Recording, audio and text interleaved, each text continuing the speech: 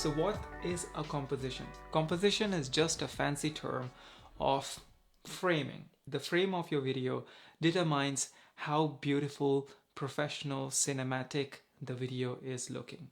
And that is why for any beginner videographer, it is extremely important to master framing.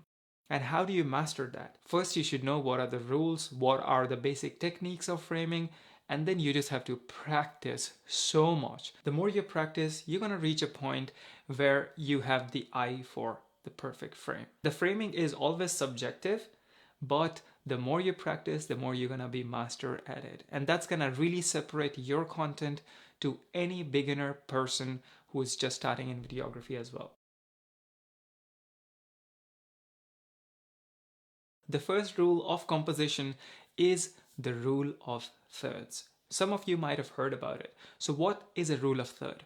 See, every time when we are filming, you really do not need to put things in center like how I am almost in this frame all the time.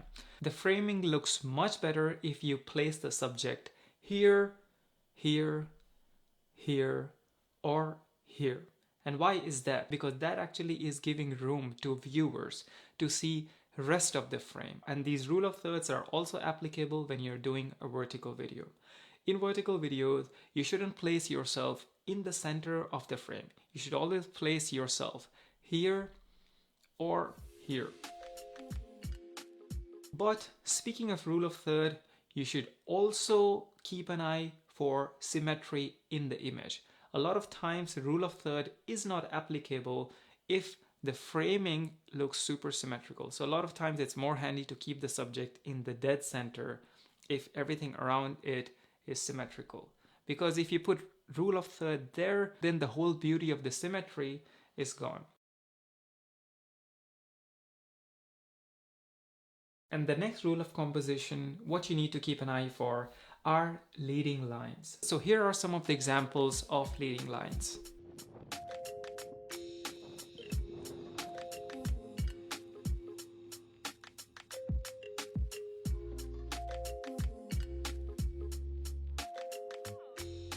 And you always have to make sure that the leading line is focusing towards the subject. It's not going the other way, because then that leading line is becoming too distracting for the audience. I can understand it can be overwhelming for some of you, but take one composition at a time.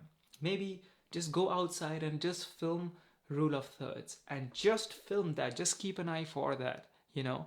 And then when you come back, then you can see the footage, review your own footage, and see what could have been better, what could have done better, you know. And now when you're watching any movies, any YouTube videos, or any creator, then you can see their videos and really judge that in how many clips they have used the rule of thirds. So I would really recommend you to just practice. And I'm sure if I can learn it, you can learn it too. So that was it for composition. Let's move on to the next section. So now that you have learned the composition, now it's time to learn about the wide, medium, and close-up shots. You might have heard them a ton of times, and today I'm going to explain you when and use them. The whole point of making a video is to tell a story, give information to audience. And that is why these shots can be really handy if you use them as a tool to convey the information to people. Let's start with a wide shot. A wide shot is something which looks like this. Every time when you are filming a sequence, the wide shot is, in my opinion, the most important shot, because that is the shot which is an introduction shot. It gives the audience the full story of where the action is taking place. So that's exactly wide shot is. Wide shots are also called as establishing shots. In a lot of movies, you might have seen that they start with a big drone shot. And that drone shot is giving the viewers more information about where the scene is taking place. What is the location? Is it a city? Is it a desert? Is it an ocean? Is it where it is, you know? So that's why wide shots are really important. And now we're gonna move to medium shots. So medium shot is the most common shot used in filmmaking. And you don't have to be a filmmaker to use all these shots. So Medium shots is not as wide as wide shot and is not as close-up shot.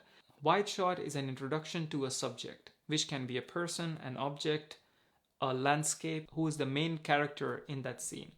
And wide shot is showing the audience how that character is interacting with the environment. So these are the few examples of a wide shot. So in these shots that you can still see the subject, see their body language, see how they look, and you can see that how they're interacting with the environment. So here the focus is on both the things, the environment and the subject. And some wide shots can be a close-up wide shots, some wide shots can be a wide shots. And now once we're done with wide shots, we're gonna move to close-up shots.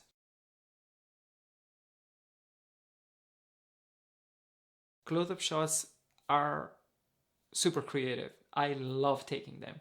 And close-up shots are the shots which is gonna give more information about the subject, about some details in the subject to the audience. A close-up shot also brings that intimate relationship between the character and the audience. The close-up shots can also show the characteristics of the subject to the audience, which could be missed when you are framing the subject in a wide shot or a medium shot. And that is why all these shots are so important. So if you're a beginner, you can try a sequence by starting a scene with a wide shot where you're giving more information to the audience that where the location is, what the location is, and how they should feel, how the scenario is it super bright day, is it an overcast day, is it raining, is it indoors, outdoors, all that sort of stuff. And then you move to the medium shot where you're kind of introducing the subject and you are showing how the subject is fitting in that environment. And once you have shown that, then you move to the close-up shot where you show some of the details which is in the subject or which is in the environment that could be missed in a medium or a wide shot. So that is how you can plan a whole sequence. Start with a wide shot, then a medium shot, and a close-up shot.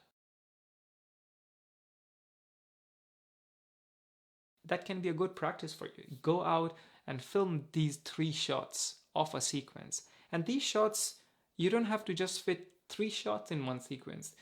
Sometimes you can do 2 wide shots in the beginning, 3 wide shots to show the environment from different angles. And sometimes you can do more medium shots.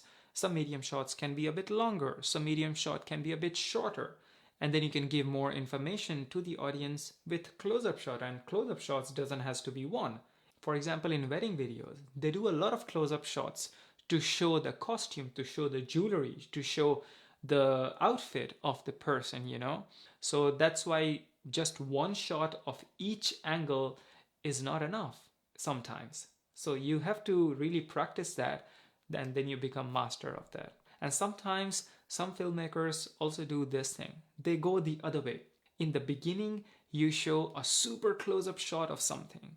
So now the audience has already seen the detail. But now the audience would be curious that where is this taking place? How my subject looks?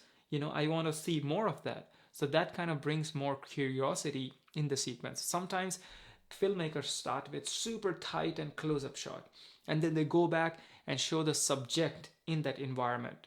But the audience still haven't seen the entire environment. So from close-up, they move to the medium shot, and then in the end, they go to the wide shot, and now the whole suspense is released that, this was the place. So you can just play with all these shots to tell good stories. And how you have to master it, just practice. And trust me, you're gonna be so good in no time.